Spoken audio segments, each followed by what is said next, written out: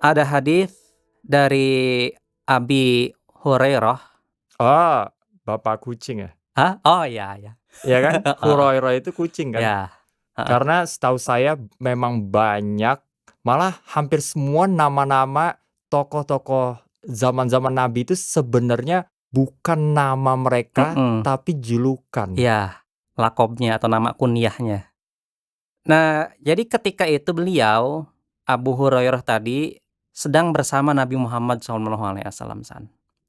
Ja'a rajulun ila Nabi SAW.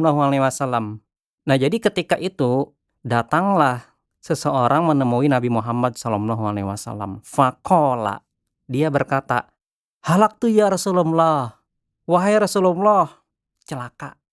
Qala, Nabi Muhammad SAW menjawab, "Wa ma ahlakaka?"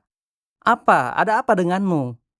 Nah, dari sini kita menunjukkan bahwasanya kalau ada seseorang ini dia berbuat salah pada zaman Nabi Muhammad SAW, mereka itu langsung mengadu kepada Nabi Muhammad SAW. Bagaimana caranya bertobat atas kesalahan yang dia perbuat itu. Lanjutnya, qala, dia berkata si laki-laki yang menemui Nabi Muhammad SAW tadi itu, "Waqa'tu ala imraati fi Ramadan." Aku berhubungan dengan istriku di bulan Ramadan. Oh, oke.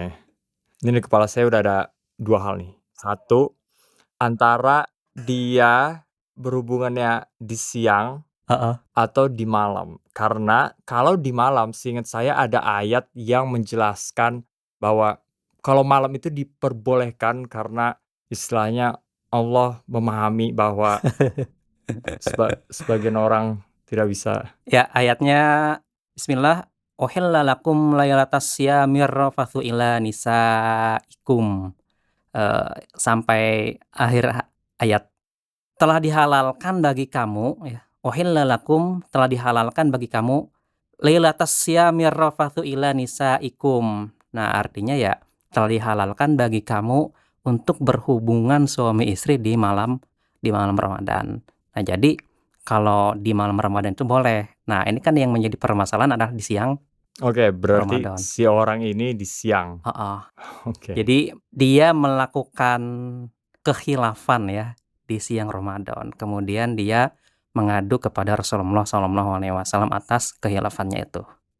Nah, jadi pada zaman Nabi Muhammad SAW itu para sahabat ya seperti itu, Jadi ketika mereka telah melakukan kesalahan atau kekhilafan, mereka mengadu kepada Nabi Muhammad SAW dan Nabi Muhammad SAW itu langsung menasehatinya. Langsung ya? Langsung menasehatinya, ya gitu ya, sesuai dengan hadis ini.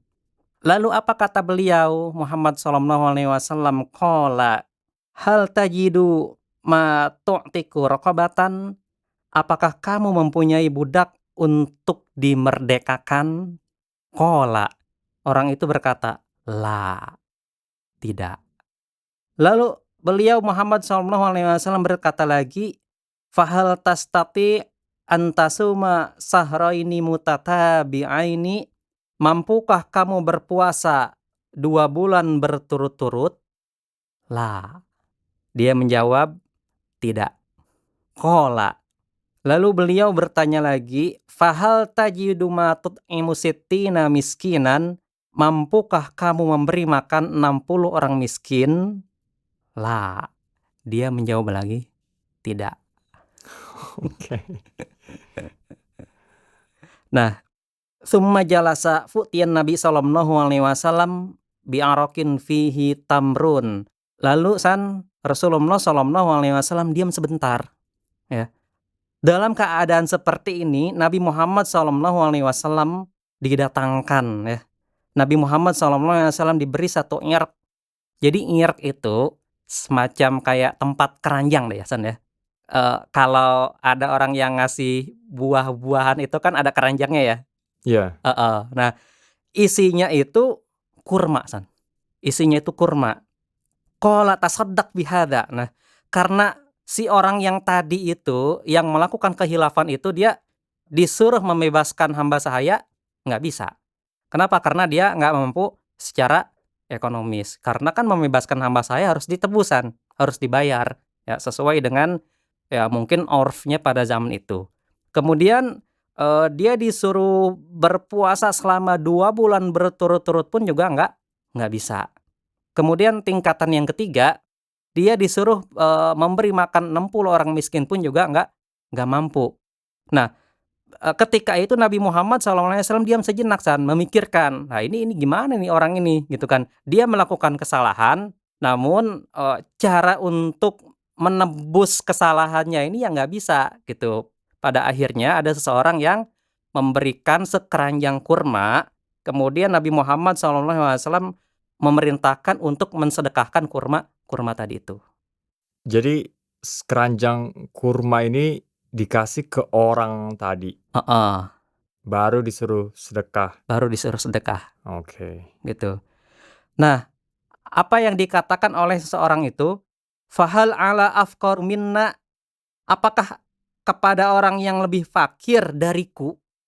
"Fama bainana la'abtaiha ahlu baitin ahuju ilaihi minna." Ini masih kata orang itu ya, "Demi Allah, tidak ada di 2 ujung kota Madinah satu keluarga yang lebih fakir dari keluargaku." Fadhahikan Nabi SAW hatta badat nawajidahu. Melihat keadaan seperti itu, maka Rasulullah SAW tertawa ya sampai tampak giginya. Ya Nabi Muhammad SAW mungkin menganggapnya lucu gitu. Kok ada orang yang melakukan kesalahan yang mana kesalahannya itu memang sangat-sangat berat, yang harusnya dia itu menebus kesalahannya dengan membayar kafarat yang 3 tadi, namun malah dia gitu loh yang dikasih kurma itu gitu loh. Ah. Ya, ya, ya, ya. Ketika Bapak mengungkapnya dengan kalimat seperti itu, Heeh, seandainya saya di samping Nabi saat itu, kayaknya saya juga ikut ketawa sih. iya, Karena memang ketika Bapak bilangnya kayak gitu, heeh heeh. emang lucu sih menurut saya. Nah gini, terus kata Nabi, waqala, ya kemudian beliau Muhammad SAW berkata, "Idhab," apa tuh, pergilah ya, "fa'at'imhu ahlak," berikan makanan itu ke keluargamu. Wah. Nah, itulah kebijakan Nabi Muhammad SAW ya. Yang pertama mungkin yang dapat kita ambil hikmahnya dari hadis ini, bahwa semua yang dilakukan oleh para sahabat Nabi Muhammad SAW saat itu, yaitu mereka menjadikan Nabi Muhammad SAW sumbernya. Kemudian juga pendidikan Nabi Muhammad SAW kepada sahabatnya itu ya memang sangat-sangat bijaksana gitu loh. Terbukti dengan riwayat tadi ya, seseorang ketika melakukan kesalahannya yang mana seharusnya dia ini membayar atau menebus kesalahannya dengan membayar kafarat yang 3 tadi, namun malah dia yang mendapatkan hadiah dari Nabi Muhammad SAW tadi itu. Iya. Tapi itu kayaknya pertama kali sih Heeh, saya dengar cerita nabi yang ketawa karena hal seperti itu gitu loh. heeh heeh. Karena sedengar-dengarnya saya, nabi ketawa itu cuma dari cerita yang kalau nggak salah nabi dan sahabat-sahabatnya itu lagi bercanda tentang nggak ada nenek-nenek yang masuk surga. Iya, Karena di surga semua umurnya nggak ada sama. yang Heeh. nenek-nenek gitu kan. Nah itu cuma satu-satunya doang yang saya pernah dengar istilahnya nabi ketawa gitu loh. Mhm mhm mhm. Itu perspektif baru sih. Heeh heeh. Nah, itu kan zaman Nabi ya. Ini timbul mungkin pertanyaan ya, apakah zaman sekarang ini ya, setelah wafatnya Nabiullah Muhammad SAW, kalau ada orang yang melakukan jima di siang Ramadan ya, mungkin setelah dia dituntut untuk membayar kafarat, membebaskan budak, zaman sekarang budak udah nggak ada. Dia disuruh berpuasa 2 bulan berturut-turut, nggak mampu karena fisiknya. Kemudian diminta untuk memberi makan 60 orang miskin, dia nggak cukup secara ekonomis. Nah, apakah para ulama sekarang ini bisa diposisikan ya, seperti Nabi Muhammad SAW tadi itu. Oh, Heeh, gitu kan ya? wow, oke. Itu pertanyaan pertanyaan yang bagus. Heeh, jadi maksudnya, ya udah deh kalau kamu nggak bisa bayar kafarat, saya kasih aja kurma 1 tadi, 1 keranjang tadi, gitu kan. Ya, Nah, kira-kira boleh nggak nih zaman sekarang ini seperti itu, gitu. Ya, tentunya boleh gitu. Karena kan walaupun Nabi Muhammad SAW wafat, Nabi Muhammad SAW tentunya mewariskan ajarannya kepada para ulama, dan ulama itu adalah pewaris para nabi, gitu. Nah jadi, bicara tentang kafarat, jumhur ulama atau mayoritas ulama itu sepakat bahwa kafarat itu bukan pilihan, namun berurutan. berurutan ya? Ya. Nggak bisa pilih di antara 3, tapi satu dulu, nggak bisa 1, 2, nggak bisa 2, baru 3. Mhm, gitu. Terus siapa yang bayar kafarat? Oh iya, kalau kasusnya kayak tadi, siapa yang bayar kafarat gitu ya? Apakah istrinya Heeh. atau suaminya? Gitu kan ya. Jadi yang pasti sih suaminya yang bayar kafarat. Yang pasti. Iya, kalau istrinya belum tentu pasti juga, Oke. Kalau suami pasti, kalau istri belum tentu pasti dituntut untuk bayar kafarat. Karena kita harus rinci dulu sebab-sebabnya. Yang pertama, kalau si istri itu dipaksa Ya. atau lupa. Hah? Oke. Lupa ya? Lupa dia lagi puasa, Oh, hah?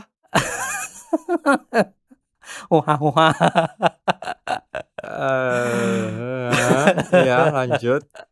Atau nggak tahu hukumnya, ya, maka hal itu dia tidak dituntut untuk mengqadha puasanya dan juga tidak dituntut untuk membayar kafarat. Nah, selanjutnya kalau dia tidak dipaksa, ya maksudnya ya dengan senang hati ya. Ingat, tahu hukumnya, baru dia bayar, qadha dulu, ya habis itu bayar bayar kafarat ya sesuai dengan kemampuan dia, gitu. Oke, kalau tadi kan katakanlah suami istri berjima saat berpuasa Ramadan. Nah, kalau berjimanya ini ketika dia sedang berpuasa sunnah ya, ini harus bayar kafarat atau enggak? Tentunya enggak. Nah, yang jadi pertanyaan, kalau suami istri ini berjimanya sedang membayar qadha Ramadan. Lucu sih itu. Apalagi kalau dia bayar qadha Ramadannya itu karena berjima di bulan Ramadan. Jadi jatuh di lubang yang sama gitu kan. Jadi ini sebab ya, sebab hukum atau bahasa fikihnya, ilat. Ilat seseorang dituntut untuk membayar kafarat karena berjima, itu ya karena dia berjimanya saat bulan Ramadan. Secara langsung dia merendahkan martabat atau kemuliaan bulan suci Ramadan. Nah, sedangkan kalau dia, mengqadha puasa Ramadannya di bulan-bulan yang lain, maka dia tidak dituntut kafarat ya karena, Dia nggak merendahkan bulan Ramadan kan, karena dia lagi tidak berada di bulan Ramadan. iya, iya, iya, iya, iya, jadi gitu. Wallahu a'lam bishawab.